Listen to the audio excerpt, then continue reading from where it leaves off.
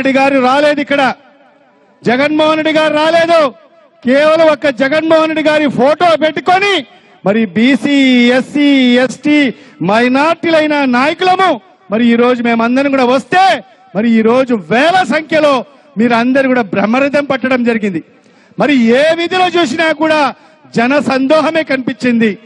మరి ఇవి ఈరోజు ఈ ప్రభుత్వము జగన్మోహన్ రెడ్డి గారు చేసిన మరి ఈ అణగారిన వర్గాలు మరి బీసీ, ఎస్సీ, ఎస్టీ, మైనార్టీలకు మరి గతంలో ఏ ప్రభుత్వాలు కూడా చేయనటువంటి విధంగా, ఎందుకంటే గత ప్రభుత్వాలు వీళ్ళకందరికి కూడా ఒక ఓటు బ్యాంకుగా మాత్రమే వినియోగించుకున్న పరిస్థితి.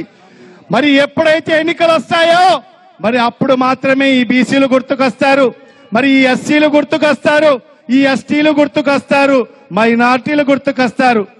మరి ఎన్నికలు అయిపోయిన తర్వాత అధికారంలోకి వచ్చిన తర్వాత మరి ఈ కులాలన్నీ కూడా మరి చంద్రబాబు నాయుడుకి ఏనాడు కనిపించలేదు. మరి ఆయన కనిపించిందల్లా అగ్రకులాలు మాత్రమే.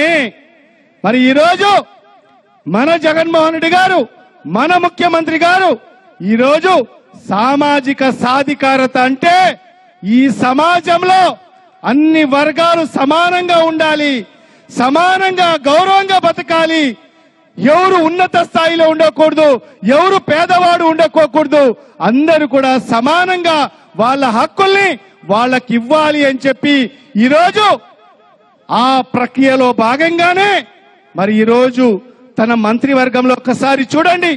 ఈరోజు 25 మంది మంత్రులుంటే దాంట్లో 17 మంది ఈరోజు బీసీ, ఎస్సీ, ఎస్టీ, మైనార్టీలకు సంబంధించిన వ్యక్తులు ఉన్నారు. మరి ఇప్పుడే మనకు పేరు నానెన్న డీటెయిల్ గా మనకు చెప్పాడు చంద్రబాబు నాయుడు హయాంలో ఏ కులానికి ఎంతమంది మంత్రులు ఉన్నారని చెప్పి కూడా.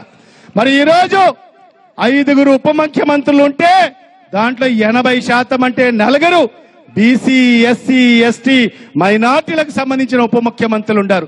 ఎప్పుడైనా మనం చూశామా ఒక ఎస్సీ సామాజిక వర్గానికి సంబంధించిన వ్యక్తి ఉప ముఖ్యమంత్రి, ఒక ఎస్టీ సామాజిక వర్గానికి సంబంధించిన వ్యక్తి ఉప ముఖ్యమంత్రి, ఒక మైనార్టీ సామాజిక వర్గానికి సంబంధించిన వ్యక్తి ఉప ముఖ్యమంత్రిగా మనం ఎప్పుడైనా చూశామా?